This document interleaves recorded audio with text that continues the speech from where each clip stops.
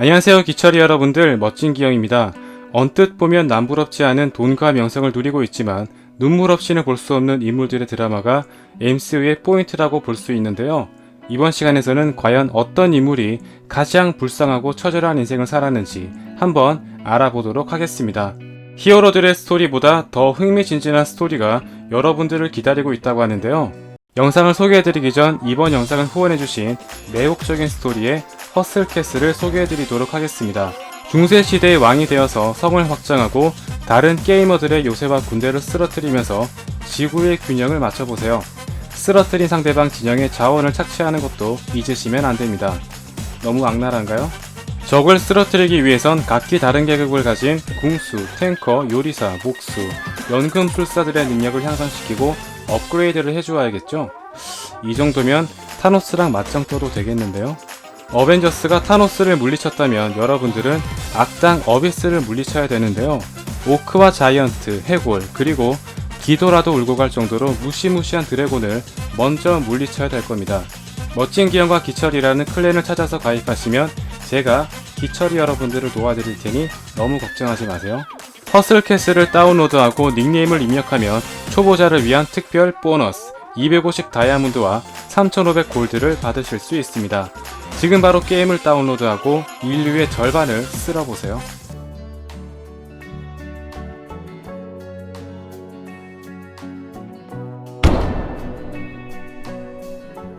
토니 스타크의 화려한 등장을 알린 초창기 시절에는 그저 돈 많고 철없는 모습 위주로 보여주었는데요. 시리즈를 거듭하면서 토니의 과거사가 밝혀지기 시작하자 차마 맨정신으로는 견디기 힘든 상황을 겪기 시작했습니다. 바로 자신의 부모가 잔인하게 죽는 모습을 지켜보게 된 것인데요. 하워드는 캡틴 아메리카의 방패를 만들어준 장본인이지만 하이드라의 앞잡이가 된 버키에게 살해당함으로써 비참한 최후를 맞이했으며 결국 하이드라의 만행은 캡틴과 버키뿐만 아니라 감당할 수 없을 정도로 큰 비극을 토니에게 안겨주었습니다. 하이드라를 소탕하기 위해 쉴드를 붕괴시킨 후부터 캡틴을 비롯해 블랙 위도우, 호크아이, 마리아 힐 등 쉴드의 주요 인물들과 히어로들을 자신의 타워로 받아들였으며 완다, 헐크, 팔콘, 비전 등 토니 스타크의 손이 가지 않은 데가 없을 정도로 어벤져스를 위해 자신의 모든 기술력과 자본을 아끼지 않았는데요. 자신의 절친이라고 믿었던 친구에게 당한 배신감과 함께 부모를 죽인 원수를 보호하려는 모습을 보면서 세상이 무너지는 좌절감을 맛본 인물이라고 볼 수 있습니다. 또한 어벤져스가 붕괴되는 것을 막기 위해 자존심까지 버려가면서 로스 장군과 캡틴 사이에서 고군분투한 점, 사랑하는 아내와 딸을 남긴 채 결국 타노스와의 전쟁을 끝내야만 했던 점을 볼 때 상당히 박복한 인생을 산 주인공이 아닐 수 없습니다. 엔드게임에서 그동안 참았던 서력을 한꺼번에 쏟아낸 완다입니다. 스타크 인더스트리에서 생산한 무기로 인해 자신의 부모가 죽게 되었으며 토니의 실수로 탄생된 울트론 때문에 결국 하나밖에 남지 않은 가족인 피에트로가 죽게 되었습니다. 외국인은 비자가 나오지 않기 때문에 소코비아 협정 시기엔 집 밖에 나오지 못했으며 피에트로가 죽은 후 비전과 연인 관계로 싹트게 되었지만 결국 타노스에 의해 비전까지 죽게 되면서 완다가 사랑한 모든 사람들이 사라지고 말았습니다. 특히 피에트로는 온몸에 총상을 입었으며 비전은 타노스에게 머리가 뜯기는 등 상당히 잔인한 최후를 맞이했기 때문에 그걸 지켜본 완다의 충격은 이루 말할 수 없을 정도였습니다. 비전이 죽은 후 자신의 모든 힘을 발휘해 타노스의 옷을 벗기면서 굴욕을 선사하는 모습은 여러모로 완다의 비극적인 스토리에 공감했던 팬들에게 상당히 통쾌하고 짜릿한 복수 장면이 아닐 수 없었습니다. 졸지의 기억을 모두 잃은 채 하이드라의 앞잡이가 된 버키입니다. 굉장히 핸섬한 외모에 이성에게 인기도 많은 부러울 것 없는 젊은 청년이었으나 모든 것을 잃고 밑바닥까지 추락해버린 인물 중 한 명입니다. 특히 하이드라의 앞잡이가 되면서 인간만도 못한 취급을 받아왔는데요. 피어스가 사정없이 버키의 뺨을 때리는 장면과 마취도 하지 않은 채 고통스럽게 기억을 지우는 모습을 통해 그동안 얼마나 심한 고문과 모욕을 당한지 알 수 있습니다. 블랙 위도우가 쉴드의 모든 기밀을 인터넷에 퍼뜨리면서 본격적으로 정부의 타겟이 되었는데요. 시빌워에 등장한 버키의 모습은 그야말로 도망자 신세나 다름없었으며 프리퀄 코믹스에 따르면 기억을 잃지 않기 위해 항상 노트에 기록을 하고 만일의 사태에 대비해 냉장고에 화약을 챙겨둔 모습을 볼 수 있습니다. 자두 몇 개와 과자로 연명하고 있을 정도로 비참한 삶을 살고 있는 모습을 볼 수 있는데요. 여기에 그치지 않고 세뇌 코드를 입수한 지모에게 또다시 이용당했으며 토니의 부모를 죽인 사실이 밝혀지면서 본인의 의도와는 상관없이 더 이상 돌이킬 수 없을 정도로 상황이 악화되었습니다. 다만 모든 사건의 정황이 밝혀지면서 와칸다에서 치료를 받고 캡틴과 팔콘처럼 아직까지 의지할 친구가 남아있는 등 어느 정도 상황을 회복한 모습을 보이고 있는데요. 인피니티 워 엔드게임에서는 등장시간이 3분도 채 되지 않을 정도로 분량면에서 비참한 대우를 받는 것을 볼 수 있습니다. 마블이 주인공을 얼마나 밑바닥까지 추락시킬 수 있는지 보여준 가장 좋은 예시라고 볼 수 있습니다. 흔히 영화에서 주인공이 얼마나 고생을 하느냐에 따라 흥행 척도가 달라진다고 볼 수 있는데요. 정말 제작진들이 작정하고 추락시킨 가장 대표적인 인물이라고 볼 수 있습니다. 알그림에게 어머니가 사망한 지 얼마 되지 않아 오딘 역시 세상을 뜨게 되었습니다. 오딘이 지금까지 비밀을 숨긴 덕분에 전혀 예상하지 못했던 헬라가 부활하게 되었으며 바이프 로스트에서 이탈하게 되면서 듣도 보도 못한 행성에서 검투사로 전락하면서 그랜드 마스터의 노예 생활을 하기 시작했습니다. 가까스로 행성을 탈출했으나 헬라의 만행으로 인해 백성들이 위태로운 상황에 빠지게 되었으며 결국 아스가르드를 폭파시키는 것만이 이 모든 사태를 막을 수 있었는데요. 아스가르드를 잃고 더 이상 잃을 것이 없다고 생각하던 찰나 하루도 채 지나지 않은 상태에서 타노스와 마주치게 되었으며 행성이 파괴되어 힘을 잃었던 토르는 아무런 저항도 하지 못한 채 백성들과 헤임달 그리고 이제 막 화해한 로키가 죽어가는 것을 지켜보게 되었습니다. 마른 오징어도 쥐어짜면 물이 나온다는 말이 떠오르지 않을 수 없는데요. 여기에 그치지 않고 스톤 브레이커를 만들기 위해 중성자별의 에너지를 감당하면서 자살 행위나 다름없는 짓까지 감행하게 됩니다.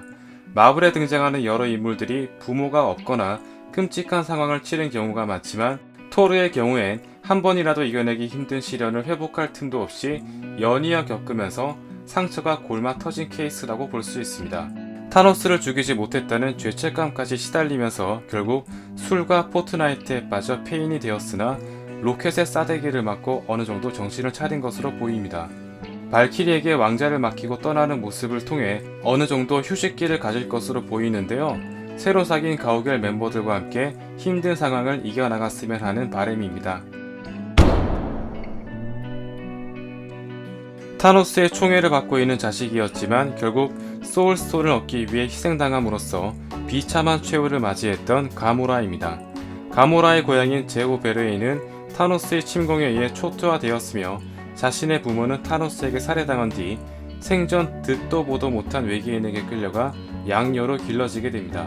물론 너무나 어린 나이에 입양되었기 때문에 무엇이 옳고 그른지 판단하기 힘들었으나 세상 물정을 알고 나서부터는 자신이 얼마나 타노스의 목적에 맞춰져 길러진 것인지 알게 되었으며 그의 손길을 벗어나려 했지만 그녀를 기다리고 있는 것은 결국 비참한 최후뿐이었습니다. 타노스는 자신의 목적을 위해서라면 살인까지 마다하지 않는 것을 알 수 있습니다. 가모라가 죽을 때 타노스가 눈물을 흘리는 모습과 유독 가모라를 총애했다는 점에서 다른 자식들보다는 나은 형편이었다고 생각할 수도 있겠지만 지금까지 살아온 자신의 인생을 모두 부정하는 가모라의 모습을 통해 자식을 사랑하는 태도가 정상적인 방법은 전혀 아니었음을 알 수 있습니다. 참고로 영화에서 자식에게 해를 끼쳤던 부모는 절벽에서 가모라를 던진 타노스와 발키리 부대를 이용해 헬라를 공격했던 오딘 그리고 스타로드를 배터리 취급했던 에고가 있습니다. 이 중 타노스만이 유일하게 자식을 죽인 아버지라고 볼 수 있습니다. 결국 자신의 부모를 죽인 살인마에게 입양되고 생존을 건 데스매치에서 살아남아야 했으며 마지막 죽음까지도 타노스의 목적에 의해 희생당한 비참한 인생을 산 인물이라고 볼 수 있습니다. 죽음으로써 비참한 최후를 맞이한 가모라와 함께 마블 역사상 가장 처절한 인생을 살아온 네뷸라입니다. 가모라만큼 디테일하게 과거가 밝혀지진 않았지만 타노스가 입양한 자식이 모두 그러하듯 행성을 초토화시킨 뒤 부모를 잃은 어린아이들을 데려오는 방식임을 알 수 있습니다. 항상 데스매치에서 패배했기 때문에 온몸이 기계로 개조당하는 끔찍한 고문을 당했는데요. 고문당하는 장면에서 상당히 고통스러워하는 모습을 볼 때 셀 수 없을 정도로 죽을 만큼 고통스럽게 개조당했음을 알 수 있습니다. 특히 부품이 아까워서 죽이지 못했다는 타노스의 비아냥거림을 통해 타노스가 총애했던 가모라와는 비교할 수 없을 정도로 물건 취급당한 것을 알 수 있는데요. 가모라가 죽을 때 눈물을 흘리거나 에보니모가 사라졌음을 안타까워했던 것과는 달리 네뷸라는 그저 자신의 목적을 이루기 위한 도구나 다름없었음을 알 수 있습니다.